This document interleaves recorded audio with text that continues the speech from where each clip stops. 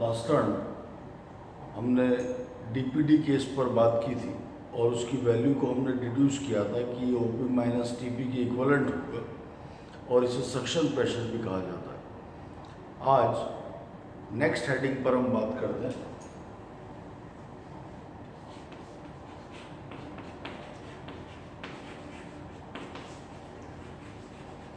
Water potential, जल विभव जिसे कहा जाता है।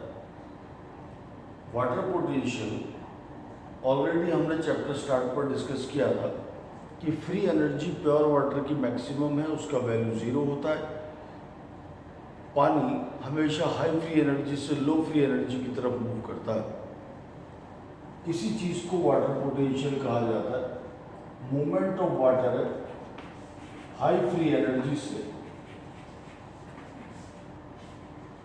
पानी हमेशा लो फ्री एनर्जी की तरफ मूव करने की टेंडेंसी वाटर का केमिकल पोटेंशियल है और इसी केमिकल पोटेंशियल को वाटर पोटेंशियल कहा जाता है। इसकी यूनिट बार होती है। ये भी हमने डिस्कस किया कि एक बार का वैल्यू लगभग 1 एटमॉस्फेयर के बराबर होता है। To be exact it is 0.987 atmosphere और 750 mm of mercury rise. Water potential के लिए जो कंपोनेंट्स हैं उनको हम डील करें।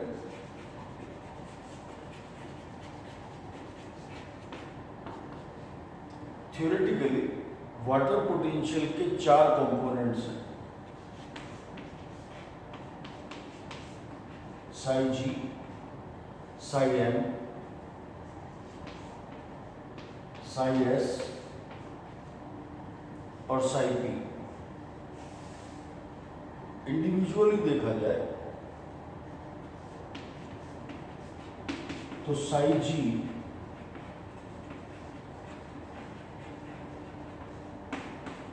ग्रेविटेशनल पोटेंशियल कहलाएगा। देखिए ये फैक्टर या ये कंपोनेंट जो वाटर पोटेंशियल का है, द ग्रेविटेशनल पोटेंशियल, ये एक टिपिकल कंपोनेंट है। अगर ये अवेलेबल होगा तो डिपेंड करता है कि प्लांट की सरफेस से हाइट कितनी है, कितना ऊपर रूट शूट ट्रांजिशन के बाद प्लांट सॉइल के ऊपर ग्रो कर रहा है, अबव ग्राउंड वो कितना ग्रो करता है, तो इम्पैक्ट ऑफ ग्रेविटी उस पर कितना आएगा। ये छोटे प्लांट्स पर ज़्यादा इफेक्ट डालेगा जिनकी हाइट 5 मीटर या उससे नीचे की हो। टॉलर प्लांट्स पर इसकी वैल्यू कम होती है। हम हमारे लेवल पर इसे ज़्यादा डील नहीं करते। हम ये सिर्फ ये मान लें कि ये रेजिस्टेंस है फॉरवर्डेड या पोज्ड बाय ग्रेविटी, क्योंकि पानी ने ऊपर जाना है प्लांट में और ग्रेविटी उसे नीचे की ओर पुल करेगा, तो ये पानी के अपवर्ड मूवमेंट पर रेजिस्टेंट पुट करता है। क्योंकि ये रेजिस्टेंस है और पानी के मूवमेंट को चेक करने वाली प्रॉपर्टी है, इसलिए इसकी वैल्यू नेगेटिव होगी। लेकिन कंडीशंस अप्लाइड, जैसा मैंने कहा, अगर ये होगा तो, अगर ये एग्जिस्ट करता है तो, अदरवाइज इसकी वैल्यू को नेग्लिजिबल ही माना जाएगा। जो दूसरा कंपोनेंट है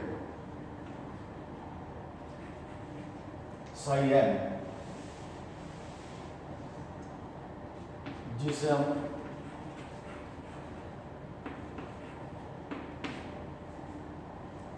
मैट्रिक्स पोटेंशियल के नाम से जानते हैं।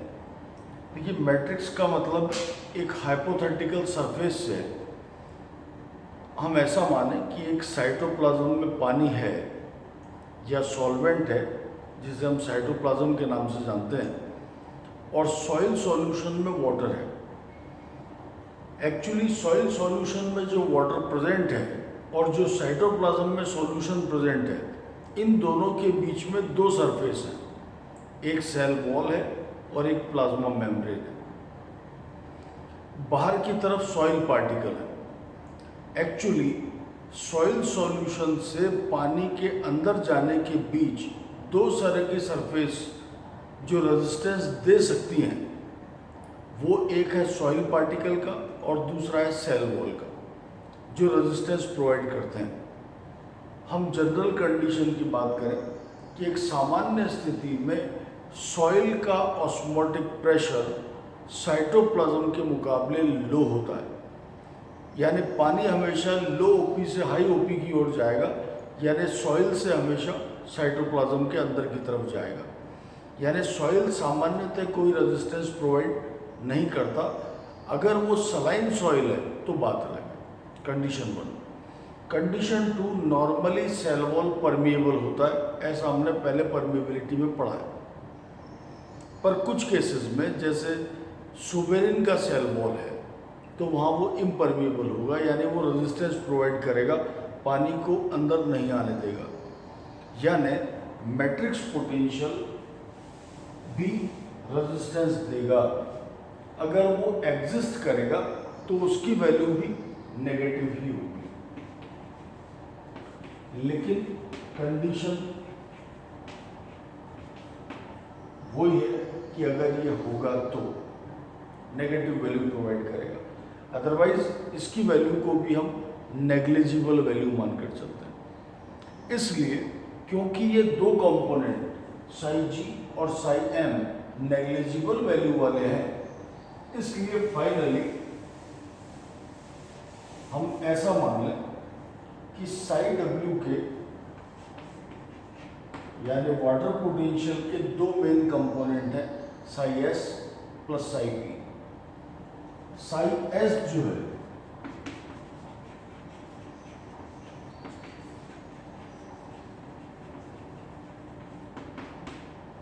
वो सॉल्यूट पोटेंशियल कहलाता है।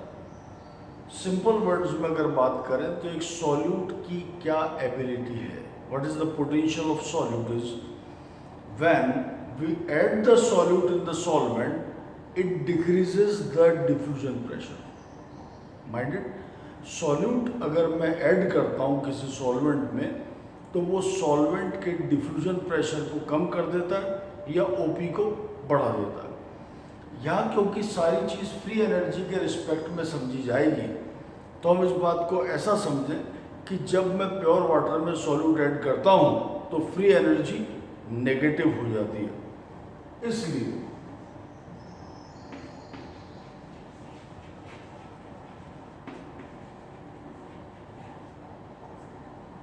इसकी वैल्यू नेगेटिव वैल्यू होगी सॉल्यूट पोटेंशियल। अंडरस्टूड है? पहले भी हमने डिस्कस किया है कि ये जितना ज़्यादा नेगेटिव होगा उतना ही ज़्यादा डिमांड ऑफ वाटर होगी, यानी इट क्रिएट्स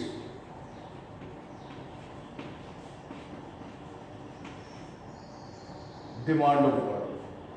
सेकेंड थिंग, यानी बेसिकली इस बचे हुए फॉर्मूला में इन दो कंपोनेंट्स में से पानी एब्जॉर्ब करने का काम या डिमांड क्रिएट करने का काम साई एस करेगा। बाकी आगे हम डिस्कस करें।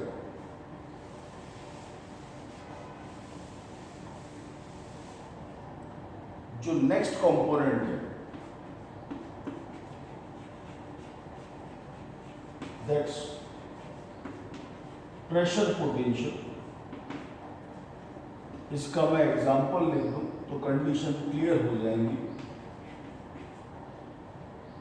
टीपी एंड डब्ल्यूपी वो इसी के एग्जांपल है। यानी अंडरस्टूड है, सॉल्यूट ऐड किया, डिमांड बढ़ा, पानी अंदर आया, यानी एंड ऑस्मोसिस हुआ।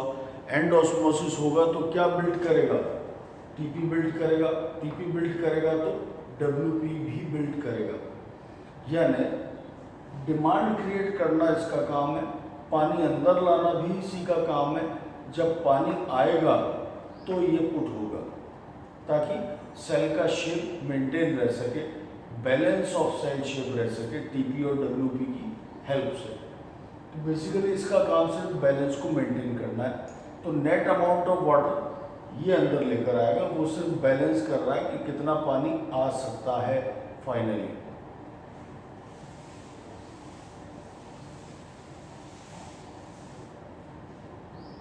हम कंपैरिजन करें अगर दो फैक्ट्स को,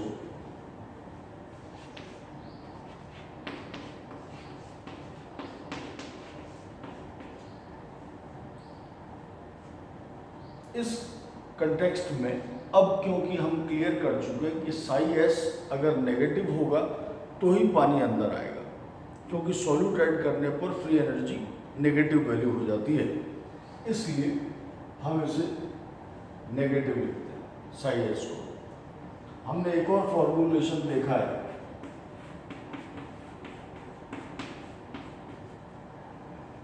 दिस, दोनों का मतलब सेम ही है, सिर्फ डेफिनेशन देने का फर्क है।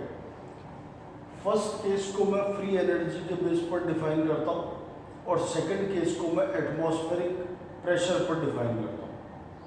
अदरवाइज दोनों में प्रॉपर्टी सेम है, दोनों में एक डिमांड ऑफ वाटर है, यहाँ माइनस ऑफ साई एस है, यहाँ ओपी है जो डिमांड ऑफ वाटर को क्रिएट कर रहा है। दोनों में पानी आ जाने के बाद पॉजिटिव प्रेशर बैलेंस करता है, वो साई पी यहाँ भी है, वो टी पी यहाँ भी है, एक ही बात है। यानी बेसिकली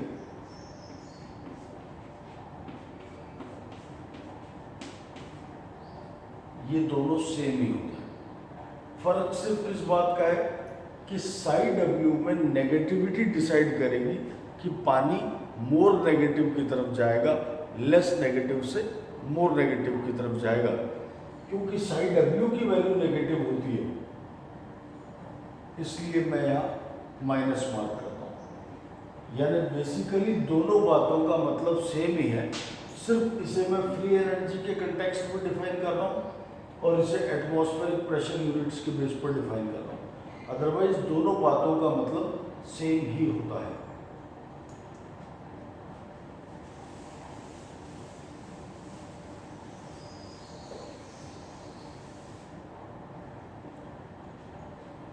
दो छोटे छोटे शब्दों पर हम पहले और बात कर लेते हैं, उसके बाद और टॉपिक कंटिन्यू करें।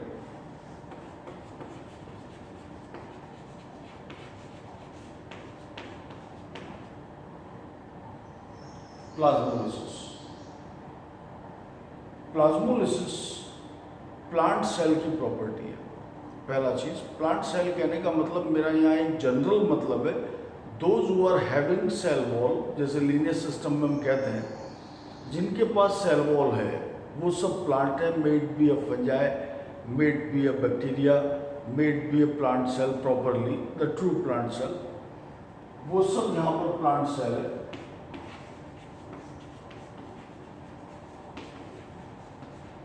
यानी हैविंग सेल वॉल से मेरा मतलब है किसी प्लांट सेल को हाइपरटोनिक सॉल्यूशन में रखने पर उस प्लांट सेल का प्रोटोप्लास्ट श्रिंक हो जाता है। In plant cell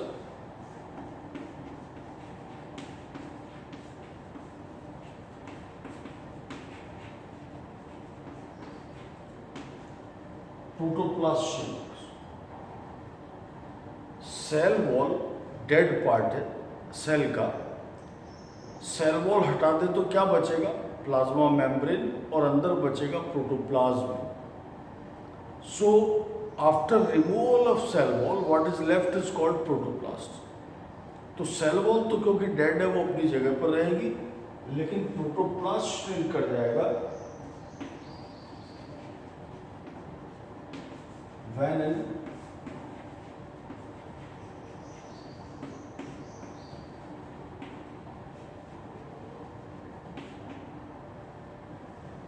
when placed in a hypertonic solution, तब हमें ये प्रॉपर्टी देखने को मिलेगी।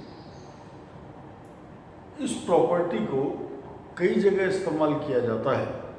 लेबोरेटरी कंडीशन में हम इसे आसानी से देख सकते हैं। अगर हम किसी प्लांट सेल को शुगर सॉल्यूशन में रखें तो हमें ये आसानी से विजिबल होगा केस। लेबोरेटरी में जनरली इसके लिए हम एपिडर्मिस लेते हैं, वो हम ट्रेडिस्केंशिया का एपिडर्मिस ले सकते हैं इसे परफॉर्म करने के लिए, या अनियन लीफ का पील भी, एपिडर्मल पील भी इस काम के लिए इस्तेमाल किया जा सकता है। तो प्लांट सेल को हाइपरटोनिक सॉल्यूशन में रखने पर the shrinkage of protoplast can be seen. अगर इसी का रिवर्स डेफिनेशन दे दें तो वो डीप्लाज्मोलिसिस कहलाएगा। यानी तब मैं क्या कहूँगा, एक प्लांट सेल को हाइपरटोनिक की बजाय हाइपोटोनिक सॉल्यूशन में अगर रख दें, it will regain the normal shape. इस कंडीशन पर हम बात करेंगे, पर डेफिनेशन यही है कि एक प्लाज्मोलाइज सेल को अगर वापस हाइपोटोनिक सॉल्यूशन में रखा जाए तो अपने शेप को पुनः प्राप्त कर लेती है। It regains the normal shape, it acquires the normal shape, it is said to be deplasmolysis। Next lecture में हम इसकी डिटेल्स पर बात करेंगे। थैंक्स।